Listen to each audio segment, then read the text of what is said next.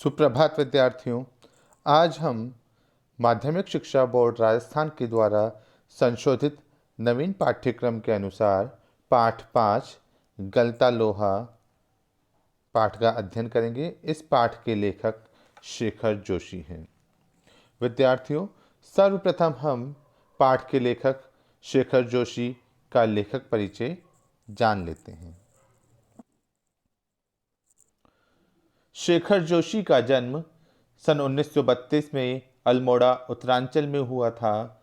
इनकी प्रमुख रचनाएं कोसी का घटवार, साथ के लोग, दाजू, हलवाहा, नौरंगी बीमार हैं, ये इनके कहानी संग्रह हैं।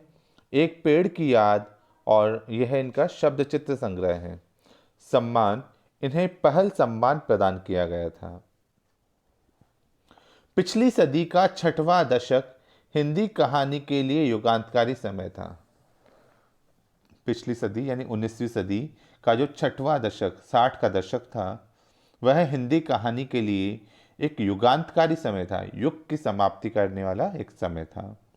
एक साथ कई युवा कहानीकारों ने अब तक चली आती कहानियों के रंग ढंग से अलग तरह की कहानियां लिखनी शुरू की। यानी प्राचीन तरीके से लिखी जाने वाली जो कहानियां थी, उस युग की समाप्ति उस समय हुई थी। और एक साथ कई युवा जो कहानीकार थे, कहानियों की रचना करने वाले थे, वे अब तक चली आ रही जो कहानियां थी, जो प्राचीन तरीके से लिखी जाती थी, उस तरह के रंग ढंग की कहानियाँ जो थी वह लिखनी शुरू की। और देखते ही देखते कहानी की विधा साहित्य जगत के केंद्र में आ खड़ी हुई। और देखते देखते क्या हुआ, उस समय कहानी लेखन का जो विषय है वह साहित्य के, हिंदी साहित्य के मुख्य बिंदु के रूप में आकर उपस्थित हुई थी। उस पूरे उठान को नाम दिया गया नई कहानी आंदोलन। और उस समय जो कहानी लेखन की जो रचनाएं थी और कहानी लेखन में जो परिवर्तन आए थे, तो उस सभी जो उठान था, उठान मतलब उठने का जो ढंग था, नए नए कहानीकारों का जो आविर्भाव हुआ था, उसे एक नया नाम दिया गया था। वह थी नई कहानी आंदोलन। इस आंदोलन के बीच उभरी हुई प्रतिभाओं में शेखर जोशी का स्थान अन्यतम है। यानी उसी आंदोलन के दौरान जो उभर कर प्रतिभाएं सामने आई थी, उन प्रतिभाओं में से एक है शेखर जोशी, और उनका स्थान अन्यतम है, सर्वश्रेष्ठ है। उनकी कहानियां नई कहानी आंदोलन के प्रगतिशील पक्ष का प्रतिनिधित्व करती है। उनके द्वारा रची गई जो कहानियां हैं, वह नई कहानी का जो आंदोलन हुआ था, उस आंदोलन के दौरान प्रगतिशील पक्ष हुए, यानी प्रगति करने और प्रगति की ओर आगे बढ़ने का नेतृत्व करने वाली जो प्रतिनिधित्व कहानियां रही है।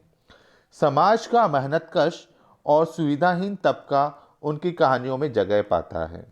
समाज में जो मेहनत मजदूरी करने वाले लोग और सुविधाहीन, जिनके पास सुविधाओं का अभाव हो, ऐसा वर्ग उनकी कहानियों में जगह पाता है। अर्थात ऐसे वर्ग से जुड़ी हुई कहानियों की रचना उन्होंने की है। निहायत सहज एवं आडंबरहीन भाषा शैली में वे सामाजिक यथार्थ के बारीक नुक्तों को पकड़ते और प्रस्तुत करते हैं।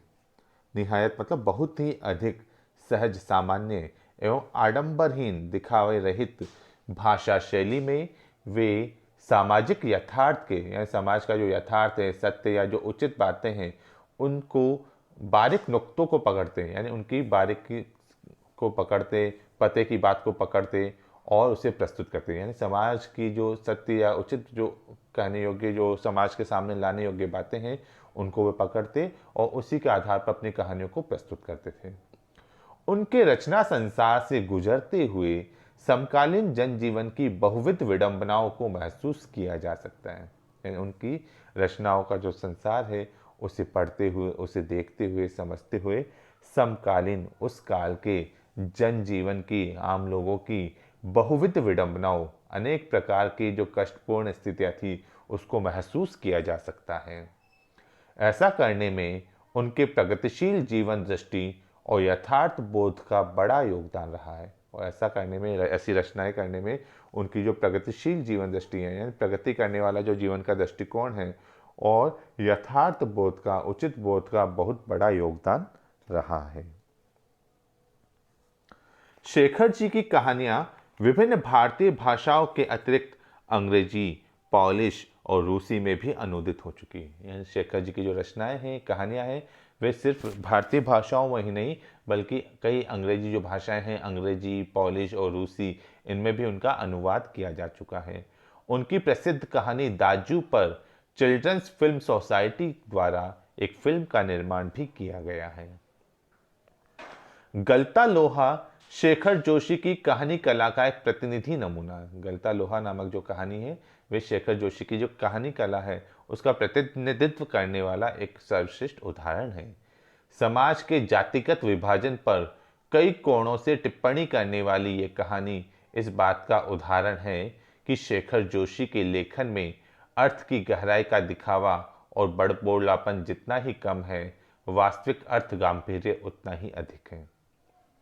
समाज में जो जातिगत विभाजन था, जातियों के आधार पर प्राचीन समय में जो विभाजन कर रखा था, लोगों को बांटा जा चुका था, उस पर कई कोणों से टिप्पणी करने में, यानी कई तरीके से, कई दृष्टिकोण से टिप्पणी करने वाली ये कहानी इस बात का एक श्रेष्ठ उदाहरण है कि प्राचीन समय में जाति के आधार पर ऊंची और नीची जो जातियां हैं, उनके आधार पर वर्ग भेद, जाति भेद किया जाता था और उसी जाति भेद पर टिप्पणी शेखर जोशी ने अपनी इस कहानी के माध्यम से प्रस्तुत की है। शेखर जोशी के लेखन में अर्थ की गहराई का दिखावा और बड़बोलापन जितना ही कम है। अर्थ की गहराई तो है, लेकिन उसका दिखावा और बड़बोलापन मतलब बड़ा चढ़ाकर व्यक्त करने का जो भाव है वह जितना कम है, वास्तविक अर्थ गांभीर्य उतना ही अधिक, और वास्तविक रूप से उसकी अर्थ की गंभीरता उतनी ही अधिक है। अर्थात वह दिखावा कम करते थे और गंभीर अर्थों को प्रस्तुतिकरण करते थे। लेखक किसी मुखर टिप्पणी के बगैर ही पूरे पाठ से गुजरते हुए हम ये देख पाते हैं, लेखक की किसी मुख्य टिप्पणी के बिना ही पूरे पाठ को पढ़ते हुए हम ये देख पाते हैं कि एक मेधावी, एक बुद्धिमान, निर्धन ब्राह्मण युवक, एक गरीब ब्राह्मण युवक मोहन, उस युवक का नाम है मोहन, किन परिस्थितियों के चलते उस मनोदशा तक पहुंचता है जहां उसके लिए जातीय अभिमान बेमानी हो जाता है। यानी वह युवक किस तरह से परिस्थितियों को सहन करते हुए उसकी मनोदशा ऐसी हो जाती है कि जो उसके लिए जातीय अभिमान या जाति का जो अभिमान है वह बेमानी हो जाता है, व्यर्थ हो जाता है, बेकार हो जाता है। वह जातिगत रूप से अपने आप को स्वाभिमानी नहीं समझता है। सामाजिक विधि निषेधों को ताक पर रखकर, सामाजिक मतलब समाज के विधि निषेध यानी कोई काम करने या न करने का जो शास्त्रों के अनुसार निर्देश दिया गया है, तो उनको ताक पर रखकर, उनको एक तरफ रखकर वह धनराम लोहार के, धनराम लोहार, एक लोहार है जिसका नाम धनराम है, उसके आफर पर बैठता है। आफर वह स्थान जहाँ लोहार बैठकर लोहे का काम करता है। उस पर बैठता ही नहीं, उसके काम में अपनी कुशलता दिखाता है और ब्राह्मण जाति का होते हुए भी वह लोहार का कार्य करके कुशलतापूर्वक कार्य करके दिखाता है। मोहन का व्यक्तित्व जातिगत आधार पर निर्मित झूठे भाईचारे की जगह मेहनत कशों के सच्चे भाईचारे की प्रस्तावना करता प्रतीत होता है। कहानी में मोहन का जो व्यक्तित्व है वह जातिगत आधार पर, जाति के आधार पर निर्मित झूठे भाईचारे, जाति के आधार पर जो झूठे भाईचारे बना दिए गए हैं, यानी एक ही जाति में रहने वाले लोग एक दूसरे को तो भाई समझते हैं, लेकिन वह भाईचारा सच्चा भाईचारा नहीं होता है। उसकी जगह है मेहनत कशों के सच्चे भाईचारे, यानी मेहनत करने वाले लोग वह एक दूसरे के भाई होते हैं। चाहे वह जाति के आधार पर उनमें भेदभाव हो, जाति अलग अलग जाति के क्यों न हो, लेकिन वह सभी मेहनती लोग हैं, वे आपस में भाई हैं। तो मेहनत कशों के सच्चे भाईचारे की प्रस्तावना करता प्रतीत होता है। और इस कहानी के आधार पर ऐसा लगता है मानो लोहा गलकर एक नया आकार ले रहा हो, यानी जातिगत जो भेदभाव है वह गलकर एक सार में, एक समूह में और एक रूप में विद्यमान हो रहे हैं। जिस तरह से लोहा गलकर, लोहे को जब गला तपाकर आग में गर्म करके उसे एक नया आकार प्रदान कर दिया था, वैसे ही कहानी में बताया गया है कि जातिगत जो भेदभाव है, जाति के आधार पर एक दूसरे से ऊंच नीच की जो भावना है, वह समय के अनुसार धीरे धीरे परिवर्तित होकर एक सामान्य स्थिति में आती जा रही है। मोहन के पैर अनायास ही शिल्पकार टोले की ओर मुड़ गए हैं। विद्यार्थियों, गलता लोहा कहानी की शुरुआत में बताया जा रहा है कि जो मोहन कहानी का नायक है उसके पैर अनायास ही यानी अचानक बिना प्रयास के ही शिल्पकार टोले की ओर मुड़ गए हैं। शिल्पकार मतलब जो कारीगर हैं उनके टोले, उनके समूह की ओर मुड़ गए हैं। उसके मन के किसी कोने में शायद धनराम लोहार के आफर की वे अनुगूंज शेष थी। उसके मन में, मोहन के मन में धनराम लोहार का जो आफर है कि वह अनुगूंज शेष थी, यानी वह धनराम लोहार जहाँ बैठकर भट्टी के पास जहाँ बैठता था और वहाँ बैठकर वह लोहे को पीटता था, लोहे को गर्म करके हथौड़े से पीटता था, तो उसकी अनुगूंज, उसकी प्रतिध्वनि उसके दिमाग में, उसके मन मस्तिष्क में विद्यमान थी, जिसे वह पिछले 3-4 दिनों से दुकान की ओर जाते हुए दूर से सुनता रहा था। पिछले 3-4 दिन से वह दुकान की ओर जाता था, तब दूर से धनराम लोहार के जो हथौड़े को चलाने की जो गूंज थी, प्रतिध्वनि थी, वह सुनता रहा था। इसी कारण से न चाहते हुए भी मोहन के पैर अनायास ही उस शिल्पकार टोले की ओर मुड़ गए। निहाई पर रखे लाल गर्म लोहे पर पड़ती हथौड़े की धप धप आवाज, ठंडे लोहे पर लगती चोट से उठता ठनकता स्वर और निशाना साधने से पहले खाली निहाई पर पड़ती हथौड़ी की खनक, जिन्हें वह दूर से ही पहचान सकता था। यानी 3-4 दिन से वह उन आवाज़ों को सुन रहा था, प्रतिध्वनियों को सुन रहा था। इस कारण से निहाई पर रखे, निहाई यानी लोहे का ऐसा टुकड़ा जिस पर रखकर लोहा या दूसरी जो धातु आदि है उनको गर्म करके उस पर पीटते हैं, उसे निहाई कहते हैं। तो निहाई पर रखे लाल गर्म लोहे पर पड़ती हथौड़ी की धप धप आवाज़, फिर ठंडे लोहे पर लगती चोट से उठता ठनकता स्वर, और जब लोहा ठंडा हो जाता फिर उस पर और चोट मारी जाती, तो उस पर उठता ठनकता जो हथौड़े का स्वर, और कई बार निशाना साधने से पहले खाली निहाई पर पड़ती हथौड़ी, और निशाना टिकाने से पहले क्या होता, जो खाली निहाई है उस पर ही हथौड़ी का प्रहार पड़ जाता, तो उसकी खनक वह दूर से ही पहचान सकता था। मोहन दूर से ही उन सभी आवाज़ों को पहचान सकता था।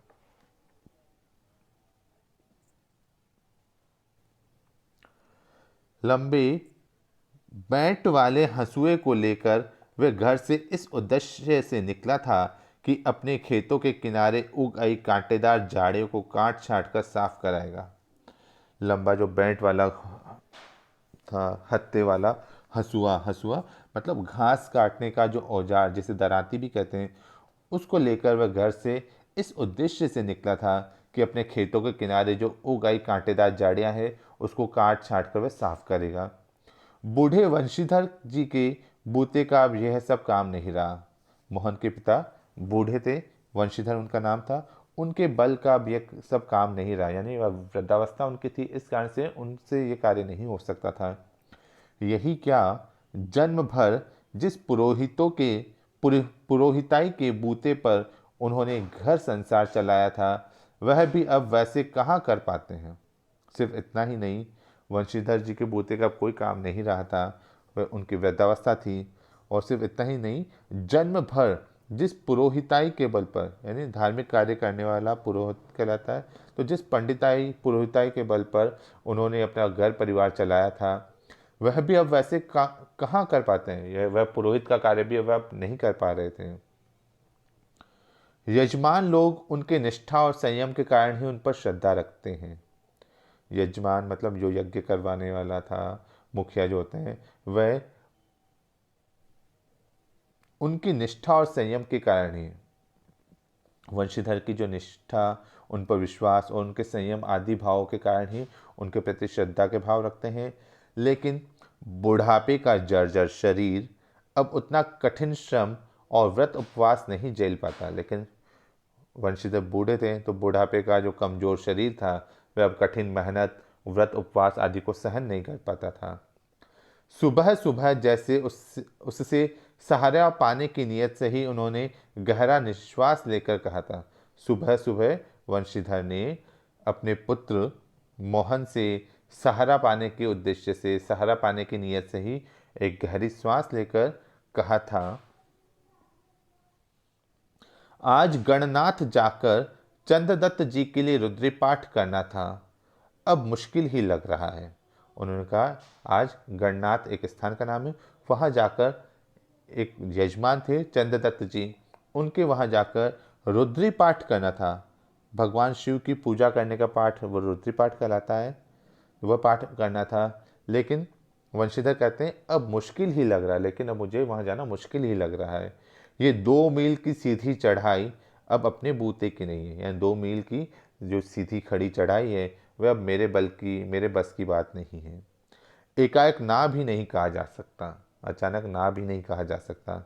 कुछ समझ में नहीं आता, कुछ समझ में नहीं आता, अब मैं क्या करूं। मोहन उनका आशय न समझता हो, ऐसी बात नहीं थी। यानी मोहन उनके कहने का आशय, उनके कहने का मतलब नहीं समझता हो, ऐसी बात नहीं थी। लेकिन पिता की तरह ऐसे अनुष्ठान कर पाने का न उसे अभ्यास ही है और न वैसी गति। लेकिन पिता की तरह इस तरह के धार्मिक कार्यों को कर पाने का न तो उसको अभ्यास था, न तो उनको प्रैक्टिस थी, और न ही उनकी वैसी स्पीड, वैसी गति थी। पिता की बातें सुनकर भी उसने उनका भार हल्का करने का कोई सुझाव नहीं दिया। पिता की बात सुनकर भी मोहन ने पिता के भार को हल्का करने का, पिता के भार को कम करने का कोई सुझाव नहीं दिया। जैसे हवा में बात कह दी गई थी वैसे ही अनुत्तरित रह गई। जिस तरह से हवा में कोई बात कह देते हैं तो उसका कोई जवाब, कोई उत्तर नहीं होता, वैसे ही वह बात भी अनुत्तरित रह गई। अनुत्तरित मतलब बिना उत्तर प्राप्त किए ही रह गई। उस बात का उन्हें कोई जवाब नहीं मिला था। विद्यार्थियों, कहानी के शेष अंश का अध्ययन हम अगली कक्षा में करेंगे। धन्यवाद।